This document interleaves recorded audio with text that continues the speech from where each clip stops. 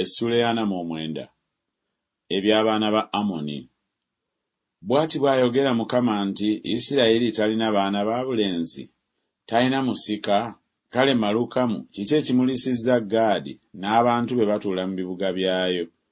Kale laba ennaku zijja, bw'ayogera Mukama, lwe ndiwuliza eŋŋoma nga bazirayiza Labba eky'abaana ba Amoni, era kirifuuka kifunvu ekyalekebwawo, ne bawala baamu balyokebwa omuliro. Kale Isirayiri lwaliri abo abaamulyanga, bw'ayogera Mukama.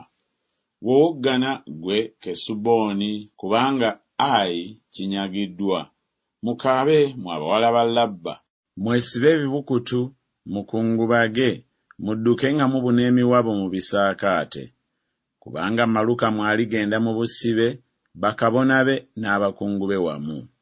Lwaki ggwe okwenyumiririza ebiwonvu, ekiwonvu kye ekikulukuta, ayi omuwala adda ennyuma, eyeesiganga eby'obugagga bwe ng'ayogera nti, ani alijja gye ndi?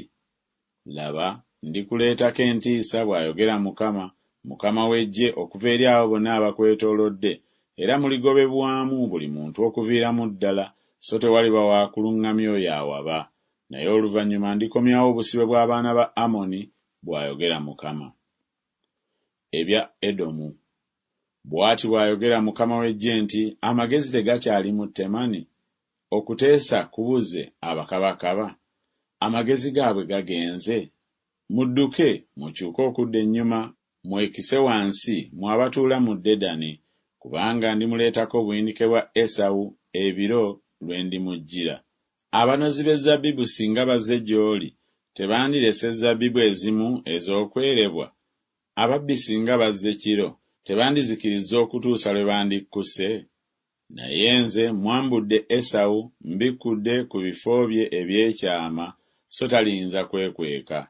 Ezzadde lye linyagiddwa ne baganda be ne baliraanwa be, so ye taliiwo. Leka abaana be abatalina kitaabwe, nze ndibakuuma okuba abalamu, ne bannamwandu bo banneesiga nze. Kubanga bw'ati bw'ayogera Mukama nti, laba, abo abaali batagwanidde kunywa ku kikompe tebalirema kunywa, naawe ggwe wuuyo aliwonera ddala okubonerezebwa? Toliwona obutabonerezebwa, naye tolirema kunywa.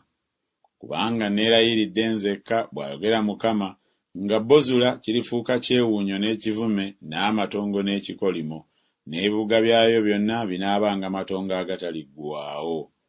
Mpulidde ebigambo ebivudde eri Mukama, n'omubaka atumiddwa mu mawanga ng'ayogera nti, mwekuŋŋaanye mukitabaale, mugolokoke mulwane, kubanga laba nkufudde mutono mu mawanga era anyoomebwa mu bantu. Eby'okutiisa kwo, amalala ag'omu mutima gwo gakulimbye, ayi ggwe atuula mu njatika ez'omu lwazi, eyeekwata entikko y'olusozi.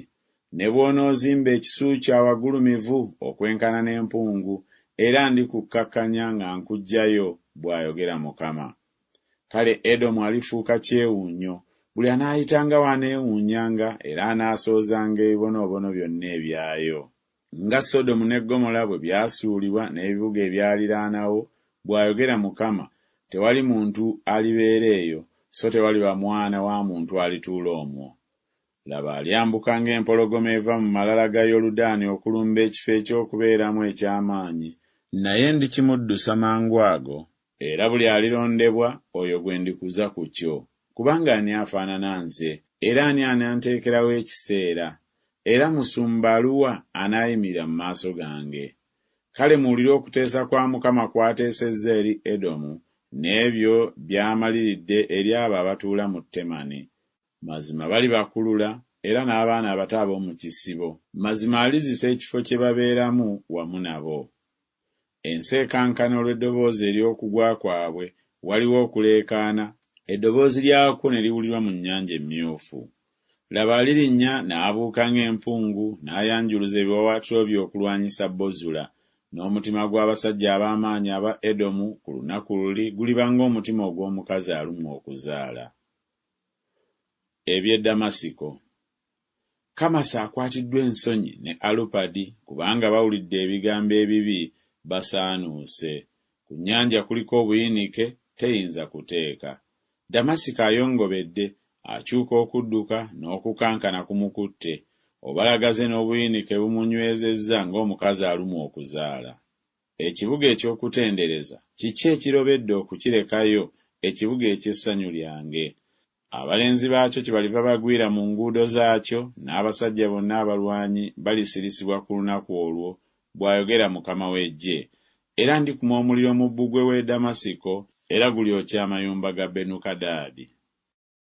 Ebya Kedali n'eby'obwakabaka bwa Kazoli Nebukadduleeza kabaka w'e Babulooni bwe yakuba. Bw'ati bw'ayogera Mukama nti, mugolokoke mwambuke e Kedali, munyage abaana ab'ebuvanjuba. Eweema zaabwe n'embuzi zaabwe balizitwala, balyetwalira bo bennyini amagigi gaabwe n'ebintu byabwe byonna n'eŋŋamira zaabwe, era balibalangira nti entiisa eri ku njuyi zonna. Mudduke, mutambule wala, mwekweke wansi, mmwe ababeera e Kazoli, bw'ayogera Mukama, kubanga Nebukadduleeza kabaka w'e Babulooni abateeserezza ebigambo era abasalidde amagezi. Mugolokoke mwambuke eri eggwanga eryegolola, eribeerera awo nga lisiita, bw'ayogera Mukama, abatalina nzigi newaakubadde ebisiba, abatuula bokka. N'eŋŋamira zaabwe ziriba munyago, n'olufulube lw'ensolo zaabwe luliba lwa kugereka, era ndisaasaanyiza awali empewo zonna abo abamu oluge, era ndireeta obuyinike bwabwe okubafulumya enjuyi zonna, bw'ayogera Mukama. Era Kazoli kinaabanga kifo kya bibe eky'okubeerangamu, matongo ag'olubeerera, tewaabenga muntu alibeera eyo, so tewaabenga mwana wa muntu alituula omwo. Ekigambo kya Mukama ekyajjira Yeremiya nnabbi ekya Eramu, Zeddekiya kabaka wa Yuda nga kyajja ali obwakabaka nga kyogera nti, bw'ati bw'ayogera Mukama w'Eggye nti, laba, ndimenya omutego gwa Eramu bwe bwesiga obw'amaanyi gaabwe, era ndireeta ku Eramu empewo ennya okuva mu njuyi zonna ez'eggulu, era ndibasaasaanyiza eri empewo ezo zonna, so tewaliba ggwanga abagobebwa aba Eramu gye batalituuka.